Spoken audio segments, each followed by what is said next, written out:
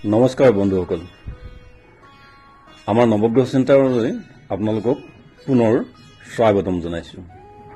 আজি এটি বিশেষ আৰু আধ্যাত্মিক বিষয় লৈ আপোনালোকৰ সন্মুখত আমি এই ভিডিঅ'টি দাঙি ধৰিছোঁ। আমাৰ সনাতন ধৰ্মত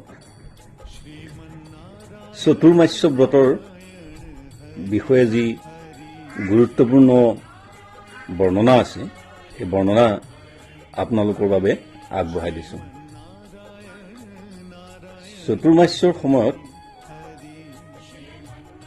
আমি কি কৰা উচিত, কেনেধৰণে এই চতুৰ্মাস্য ব্ৰত পালন কৰা উচিত, এই বিষয়ে জানো আহক। এই বছৰ 1 জুলাইৰ পৰা চতুৰ্মাহ আৰম্ভ হ'ব। ধ্যান আৰু যোগ সাধনাৰ কাৰণে অত্যন্ত মহত্বপূৰ্ণ এই চতুৰ্মাহৰ সময়খিনি 1 জুলাই 2020 অৰ্থাৎ আজিৰ পৰা চতুৰ্মাহ আৰম্ভ হৈছে। এই বছৰ চতুৰ্মাহ 4 মাহৰ পৰিৱৰ্তে 5 মাহ পৰ্যন্ত মুঠ 148 দিনলৈকে চলিব। চতুৰ্মাহ মানে চতুৰ্মাস্য ব্ৰত। ইয়াৰ লগতে এইবাৰৰ চতুৰ্মাস্যক অত্যন্ত মহত্বপূৰ্ণ বুলি মান্যতা দিয়া হৈছে, কাৰণ 160 বছৰৰ পাছত লিপ ইয়েৰ আৰু চতুৰ্মাস্যৰ একেলগে একেটা বছৰতে সংযোগ স্থাপন হৈছে। এইখিনিতে জনাই দিওঁ যে ইয়াৰ আগতে 1860 চনত এনেকুৱা লিপ ইয়েৰ আৰু চতুৰ্মাস্যাদিকৰ সংযোগ একেলগে মিলিত হৈছিল। এই সময়খিনিত সকলো ধৰণৰ মাংগলিক কাৰ্য, বিশেষভাৱে বিবাহ আৰু চূড়াকৰণৰ সংস্কাৰ বৰ্জনীয় বুলি মান্যতা আছে। অৰ্থাৎ এতিয়ালৈকে দেশত কৰোনা মহামাৰীৰ প্ৰভাৱত শুভকৰ্মসমূহ ৰূপায়ণত পলম হৈ আহিছিল। চতুৰ্মাহৰ কাৰণে এনেধৰণৰ মাংগলিক কাৰ্যবোৰ অনুষ্ঠিত কৰিবলৈ আমি আৰু অলপ সময় অপেক্ষা কৰিব লাগিব।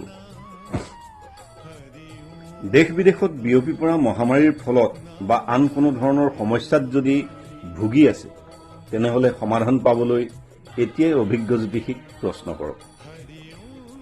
আহক জানি লওঁ চতুৰ্মাহ কি। অসমীয়া কেলেণ্ডাৰ অনুসৰি শাওন, ভাদ, আহিন আৰু কাতি। সনাতন ধৰ্মত এই 4টা মাহৰ সময়খিনিক বিশেষ মহত্বপূৰ্ণ বুলি মানি চলা হয়। এই মাহৰ সময়ত ব্ৰত, উপবাস, জপ তপ আদিৰ অত্যন্ত উৎকৃষ্ট ফলদায়ক ব্যৱস্থা অথবা মান্যতা প্ৰচলিত হৈ আহিছে। জানি লোৱা উচিত যে দেৱশয়ন একাদশীৰ দিনাৰ পৰাই চতুৰ্মাহ আৰম্ভ হয় আৰু কাতি মাহৰ দেৱপ্ৰবোধিনী একাদশীৰ দিনা ইয়াৰ সমাপ্তি ঘটে। হিন্দু শাস্ত্ৰৰ মান্যতা অনুসৰি এই 4টা মাহৰ কাৰণে ভগৱান শ্ৰীহৰি বিষ্ণু ক্ষীৰসাগৰত অনন্ত নাগৰ ওপৰত যোগনিদ্ৰাত লীন হৈ থাকে। সেয়েহে এই সময়ছোৱাত যিকোনো শুভ বা মাংগলিক কাৰ্য বৰ্জন কৰা উচিত। চতুৰ্মাহৰ মহত্ব কি? হিন্দুৰ মান্যতা অনুসৰি চতুৰ্মাহৰ নিজা মাহাত্ম্য প্ৰকাশ হয়। এই বছৰ 4 মাহৰ পৰিৱৰ্তে চতুৰ্মাস্য ব্ৰত 5 মাহ পৰ্যন্ত চলিব। 1 জুলাইৰ পৰা আৰম্ভ হৈ 25 নৱেম্বৰলৈকে থাকিব। 26 নৱেম্বৰত ইয়াৰ সমাপ্তিৰ লগে লগে পুনৰ শুভ কাৰ্য আৰম্ভ কৰিব পৰা যাব। জ্ঞাতাৰ্থে জনাই থওঁ যে এই বছৰ উদযাপন কৰিবলগীয়া সকলোবোৰ উৎসৱ 20ৰ পৰা 25 দিন পৰ্যন্ত পলমকৈ হ'ব। ভগৱান শ্ৰীহৰি বিষ্ণুৱে ৰাজা বলিৰ তাত নিবাস কৰিব। নিদ্ৰা সকলোৰে প্ৰিয়। কেৱল মানুহেই নহয়, দেৱতায়ো নিদ্ৰাত লীন হৈ যায়। ধাৰ্মিক দৃষ্টিকোণৰ পৰা ভগৱানৰ নিদ্ৰাত লীন হোৱাৰ অদ্ভুত মহত্ব আছে।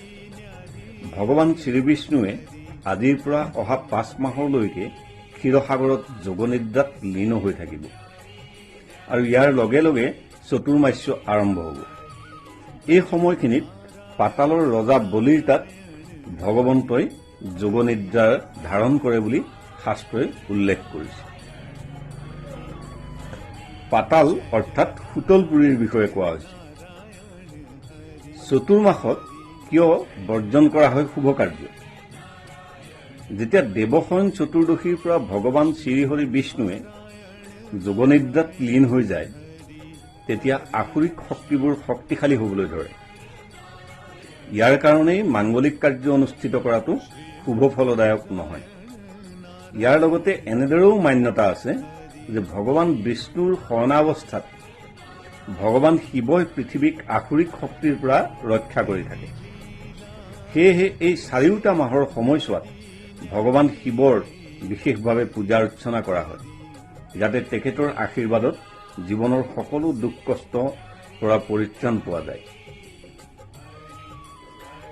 চতুৰ্মাস্যত অৱশ্যে পালন কৰক এইকেইটা কাম। কি কাম আমি পালন কৰিব লাগে? চতুৰ্মাস্যক আমাৰ শাস্ত্ৰত আত্মসংযমৰ কাল বুলি কোৱা হয়, য'ত মানুহে কিছুমান কাম নৈমিত্তিকভাৱে কৰা। দ্বিতীয়, পূজাৰ সময়ত ভগৱান বিষ্ণুৰ মন্ত্ৰ জপ কৰিব লাগে আৰু শুদ্ধতাৰ প্ৰতি সম্পূৰ্ণ ধ্যান ৰাখিব লাগে। ভগৱন্তক হালধীয়া ৰঙৰ মিঠাই আৰু ভোগ অৰ্পণ কৰিব লাগে। ভগৱন্তৰ পূজা পাঠৰ সামগ্ৰীৰ লগত হালধীয়া ৰঙৰ ফল আৰু ফুল অৱশ্যেই ৰখা উচিত। সম্পূৰ্ণ চতুৰ্মাস্যৰ সময়ত ব্ৰহ্মচৰ্য ব্ৰতৰ পালন কৰাটো অত্যন্ত জৰুৰী। এই সময়ত মন্দিৰত ধূপ, দীপ আৰু নৈবেদ্যৰে পূজা অৰ্চনা কৰিলে পুণ্যফল প্ৰাপ্তি হয়। চতুৰ্মাস্যৰ সময়ত পাহৰিও এইকেইটা কাম কৰা উচিত নহয়। আমাৰ শাস্ত্ৰই এই মাহকেইটাৰ সময়ত খোৱা বোৱাৰ ক্ষেত্ৰতো বিশেষ ধ্যান ৰাখিবলৈ উপদেশ দিছে। এই সময়ত মাংস, সোমৰস, নহৰু, পিঁয়াজ আদি বৰ্জনীয় আহাৰ। চতুৰ্মাস্যৰ সময়ত কাৰো নিন্দা বা অপমান আদি কৰাটো অনুচিত আৰু কোনো পৰিস্থিতিতে ঠগ প্ৰবঞ্চনা কৰাৰ পৰা আঁতৰি থাকিব লাগে। এই 5 মাহত কাছৰ বাচনত ভোজন কৰাটো একেবাৰে নিষিদ্ধ। এই সময়ত শৰীৰত তেল লগোৱাটো বৰ্জনীয় কাৰ্য।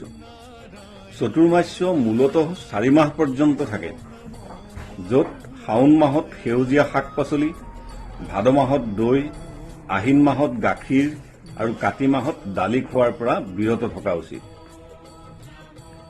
পৰাপক্ষত এই সময়ত শুভকৰ্মৰ লগতে যাত্ৰা আদিৰ পৰা নিজকে আঁতৰাই ৰখা উচিত। বিভিন্ন ব্যৱসায়িক উদ্বোধন, গৃহপ্ৰৱেশ আদি বৰ্জনীয় কৰ্ম।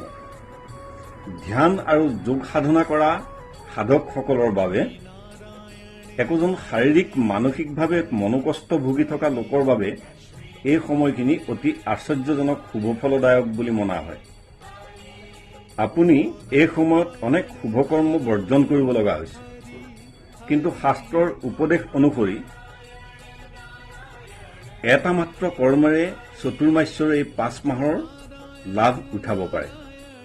কৰোনা মহামাৰীৰ এই সময়ত মানুহৰ শৰীৰৰ প্ৰতি যথেষ্ট চিন্তনীয় হৈ পৰিছে।